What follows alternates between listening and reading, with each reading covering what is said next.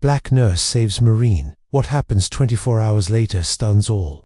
The nurse's hands were still shaking when she walked into the hospital locker room, her scrubs soaked in blood.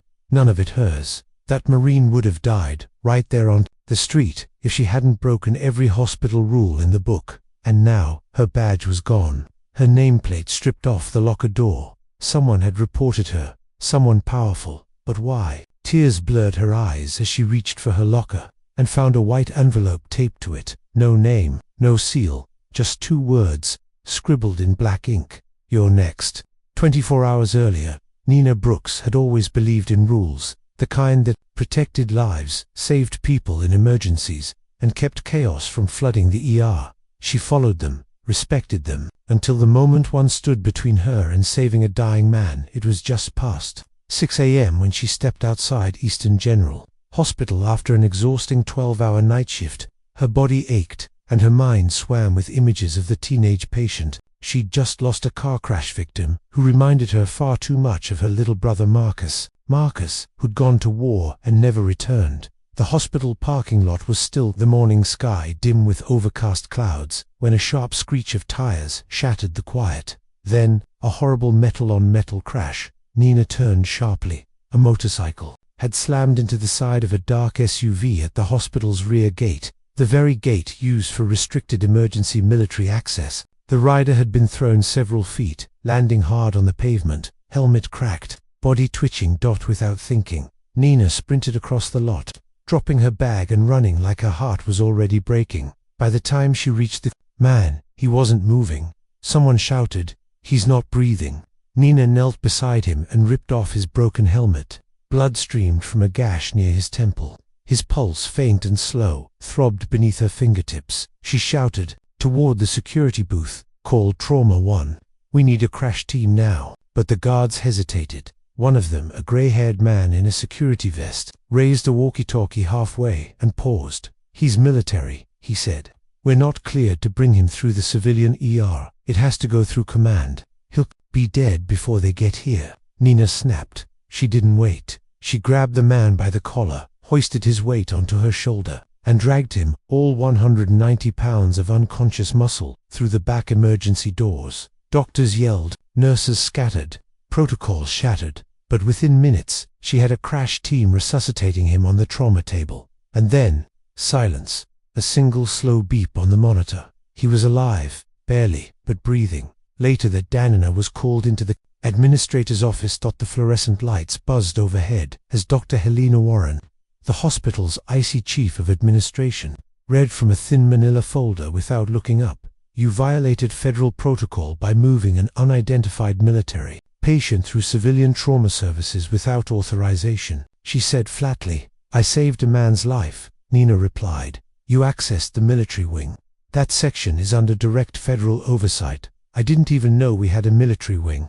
You didn't follow procedure. You disregarded chain of command. And now, you're under investigation." Nina's chest tightened. Investigation? For saving a Marine's life? Dr. Warren looked up. "You're suspended, effective immediately." Rain fell in sheets as Nina stood outside the hospital, a cardboard box of her belongings in her arms. Her ID badge had been confiscated. Her locker emptied. No one would meet her eyes as she walked out. The city felt colder than usual. Or maybe it was just the way betrayal clung to her skin, like the rain dot at home. Soaked and shaking, Nina slumped onto a couch and tried to process it all. But one thought wouldn't leave her alone. She'd seen something on that Marine. Something, ODDA tattoo etched deep into the skin of his upper arm, just visible through a tear in his uniform. It wasn't a regular US military mark. It was an old symbol, faded but unmistakable. A coiled serpent wrapped around a black sword. Her brother had once shown her that same symbol in an old photo from Afghanistan. Back then, he whispered that the men with those tattoos were ghosts. Black Lance, he called them, a secret operations unit that technically didn't exist. Marcus had told her never to speak of them. That group, he said, was disbanded after something terrible happened. Now one of them had crashed outside her hospital, and she had saved him, and someone clearly didn't want her talking about it that night. She went to open her locker one last time to retrieve her stethoscope, a gift from Marcus before he deployed. That's when she saw it. A white envelope taped to the inside of her locker door. No name, just 2 words. "You're next." Nina froze. Her heart pounded in her chest like war drums. She took the envelope home, sealed inside her coat pocket, and didn't open it until she was in her apartment with every window locked. It was empty, except for a single black and white photo. It showed her standing outside the ER entrance, dragging the injured Marine toward the doors. Someone had taken it from a distance. A message. She wasn't just suspended. She was being watched. At exactly 11:17 p.m., her phone buzzed. Unknown number. No caller ID. One text. "You shouldn't have saved him." She looked out the window, trembling. Across the street, a black SUV sat parked under a broken street lamp. Lights off. Engine running. And someone was inside, just watching.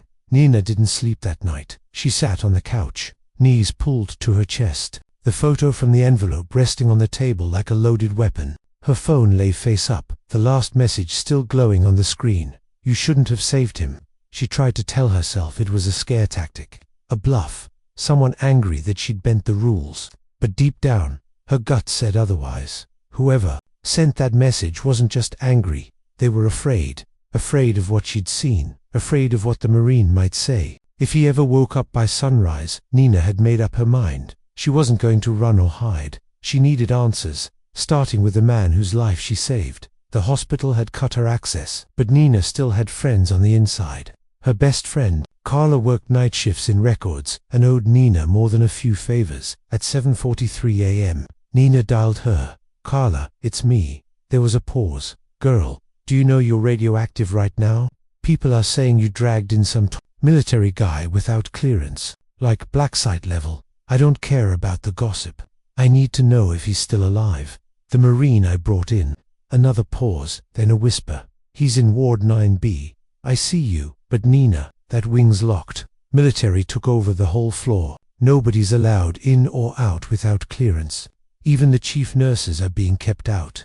Nina felt the chill crawl up her spine. "Can you get me inside?" Carla sighed. "What you're asking could cost me my job." Nina hesitated. "I wouldn't ask if it wasn't serious." Carla was quiet for a long moment. "Meet me at the service entrance at 8 p.m. Wear scrubs, no ID, no badge, and be invisible." The rest of the day, Nina prepared. She dug out an old pair of scrubs from nursing school, tied her curls into a tight bun, and left her apartment just as the sun dipped below the skyline. She didn't see the black SUV that pulled out after her, but it followed at a distance, always one turn behind. At 8:02 p.m., she slipped through the back service doors of Eastern General.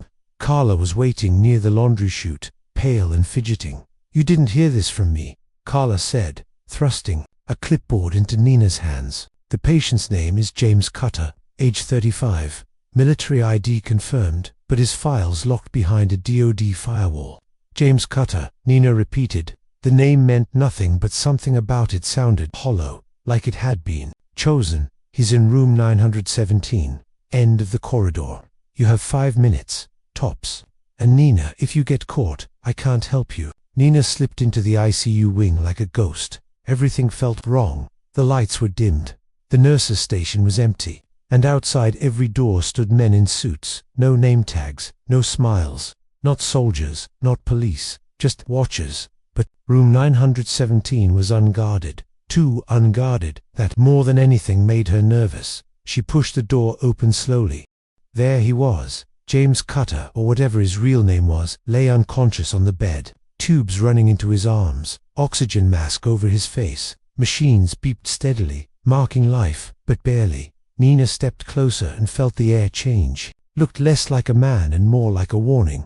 His arms were bruised, but underneath the bandages, she could see more tattoos. Not just one, a series of inked marks, dates, symbols, coordinates. Black Lance. Definitely Nina's brother had told her once. They mark everything they survive. Missions nobody knows about. Places the government pretends don't exist. She whispered, "Who are you really?" And then the impossible. He opened his eyes, only for a second, but he saw her, and he whispered something. Through cracked lips and a groggy haze, it wasn't clear. Just 2 words, but Nina heard them. "They're listening." The heart monitor jumped, then alarms blared. Footsteps thundered in the hallway. Nina backed away, panicked, and slipped out the side exit just before 2 black-suited men burst through. The main door. She didn't stop running until she was outside the building. Her phone buzzed. Again, unknown number. You were warned. And this time, attached to the message, was a photo of her apartment door. Someone had been there. While she was inside the hospital. She didn't go home. She took a cab across town to an old friend's place, a retired combat medic named Lou, who now ran a security shop out of his garage. When she showed him the photo and explained everything, Lou didn't blink. You messed with ghosts, Nina. That's what Black Lance was, a ghost unit. Off books, untouchable. They weren't soldiers, they were weapons. So why would they come after me? She asked. He lit a cigarette with shaky fingers. Because if Cutter's still alive, he knows something someone paid a lot of money to bury, and you brought him back. Nina stared out the window at the quiet street, heart racing. Who was James Cutter? What secret was he carrying? And why did someone think killing her would protect it?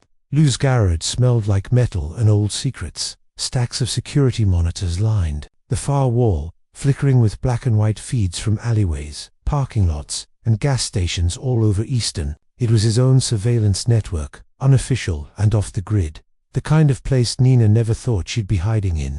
But tonight, it was the only place she felt safe. Sleep on the cot, Lou muttered, pushing a folded blanket into her hands. The cameras will alert me if anyone so much as sneezes within 50 yards. But sleep wouldn't come. Her mind kept racing back to the moment. The Marine James Cutter opened his eyes and whispered, "They're listening."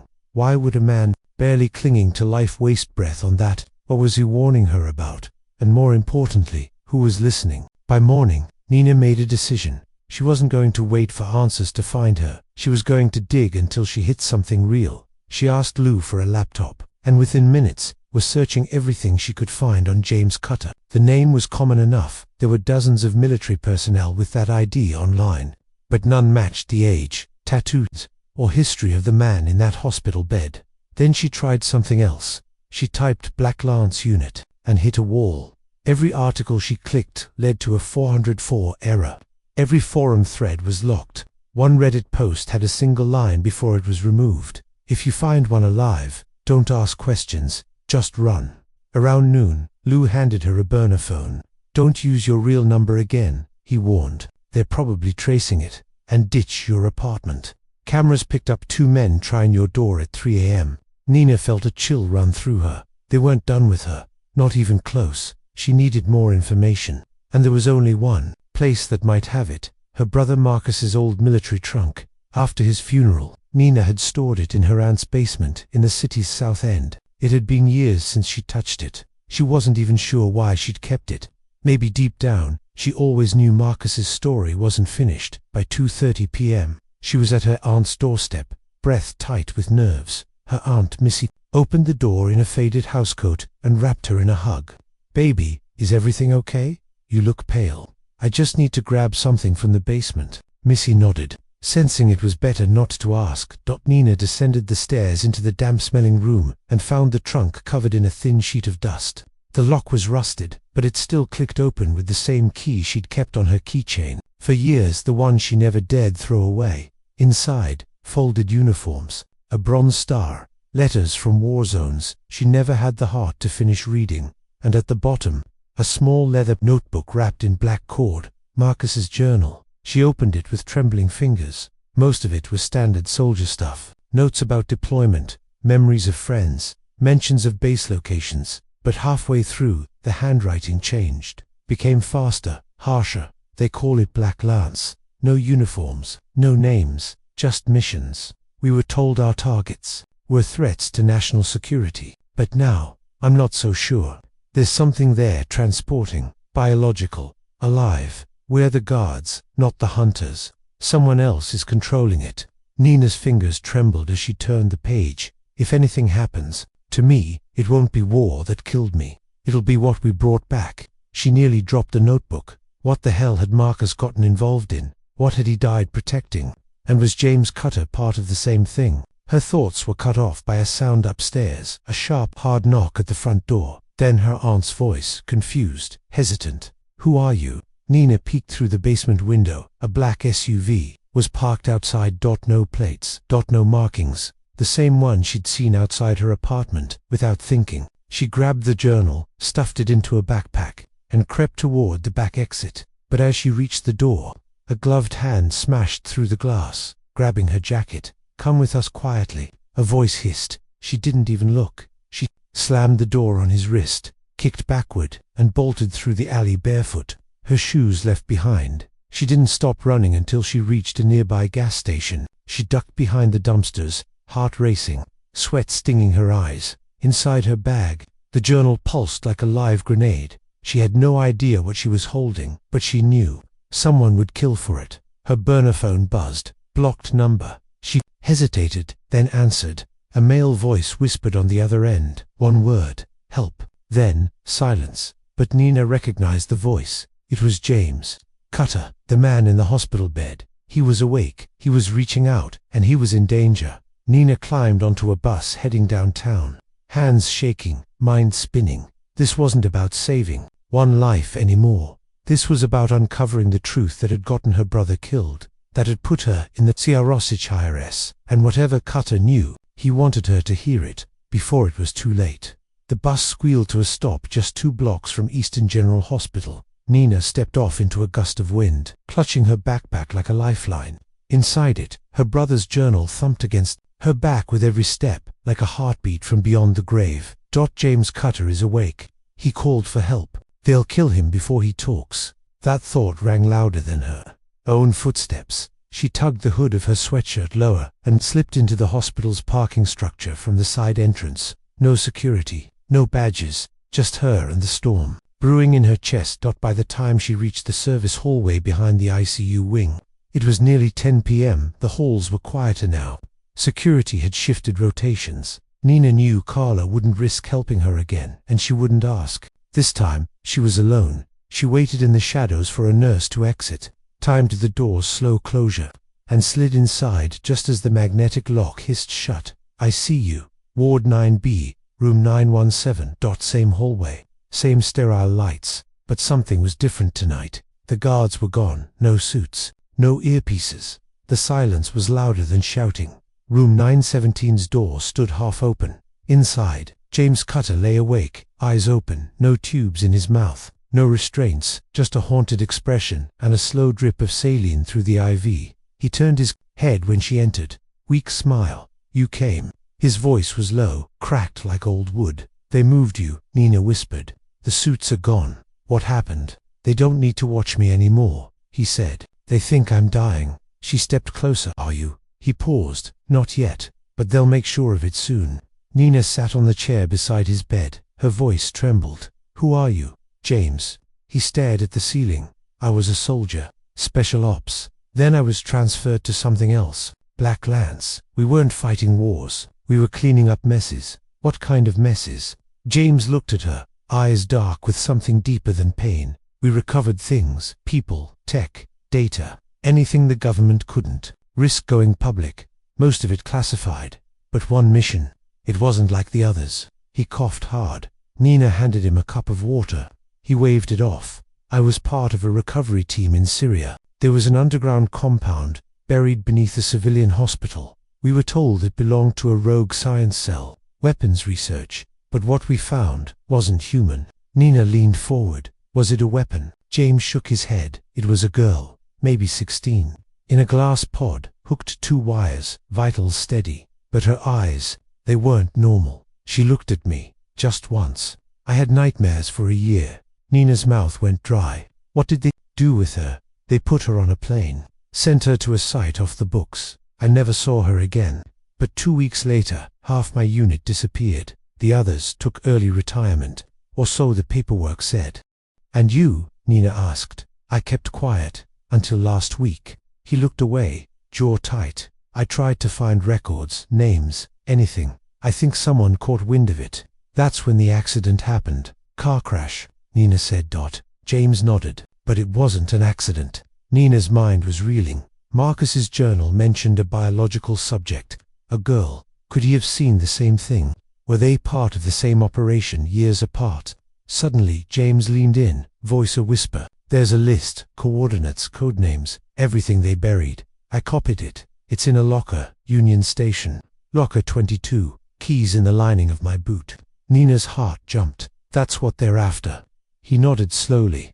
I was going to give it to a journalist, but I got hit before I could. If you get to it first, maybe this doesn't have to stay buried. Nina's breath caught, but before she could say anything, the lights flickered, and the machines around James beeped, then flatlined for half a second. Not a malfunction. A signal. He grabbed her wrist, his voice urgent. They're here.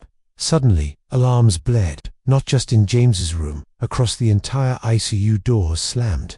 Voices shouted. The power blinked again. This wasn't a drill. James pushed something into her hand, a tiny key, barely the size of a coin. Go, he whispered. But you'll lie dead either way. Just make sure this story doesn't die with me. She hesitated only for a moment, then bolted. She didn't use the elevators. She raced down 5 flights of stairs, heart pounding, lungs burning. Outside, a black van screeched into the ambulance bay. Men in full tactical gear jumped out, unmarked, but not subtle. Nina kept moving, ducking behind a dumpster, then crawling under a fence until she was 2 blocks away and breathing hard. She hailed a rideshare using the burner phone and gave one address, Union Station. At 11:12 p.m., she entered the station through the rear terminal, where no cameras tracked foot traffic. Locker 22 was old, dusty, and covered in scratches. She slipped the key into the lock, heart pounding. Click. Inside was a single manila envelope, thick, sealed with red wax. On the front, Project Obsidian. Nina stared at it for a long second, then slid it into her bag. She didn't know what it meant, but whatever was inside, it was what Marcus died trying to expose, and what James Cutter had given his life for. Suddenly, her phone buzzed. Another blocked number, a text message. If you open that envelope, you'll be hunted. Then a second message. But if you don't, others will die. Nina stood there, frozen in the middle of the empty station. 2 choices, neither safe, but only one would honor her brother's memory. She zipped up her bag and walked into the night. The envelope sat on the table in front of Nina like it was alive. She stared at it, heart hammering. Red wax seal, cracked from her grip, but still intact. Project Obsidian. The name alone sounded like a death sentence. She was in a room above Lou's garage again, with the blinds down and phones powered off. It was past midnight. Rain thudded against the roof. The only light came from a desk lamp Lou had rigged with a blackout shield. You sure you want to open it here? Lou asked from across the room, hand resting near the pistol on his belt. Once we see what's inside, we can't unsee it, and we might not survive it.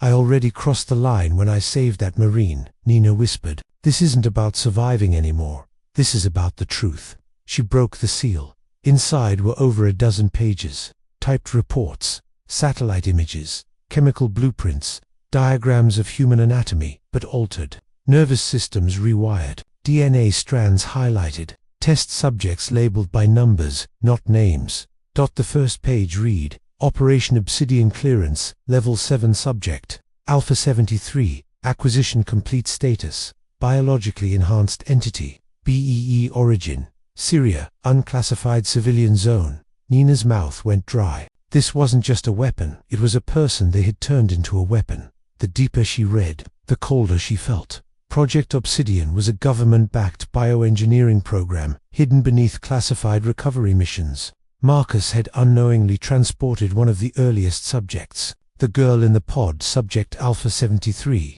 had survived the extraction and was experimented on for nearly 4 years. There were references to psychogenic control, neurological rewiring for silent activation, motion suppression, thresholds, field testing in conflict zones under fabricated terrorist cover. Then came the names. Nina's hands shook. James Cutter, handler. Field Op Bravo Team Marcus Bennett. Recovery pilot status, terminated. They'd killed her brother. Not in war, not in a mission, but because he knew too much. Lou leaned over her shoulder and whistled softly. You know what this is, don't you? Nina nodded. It's proof. Enough to bury them.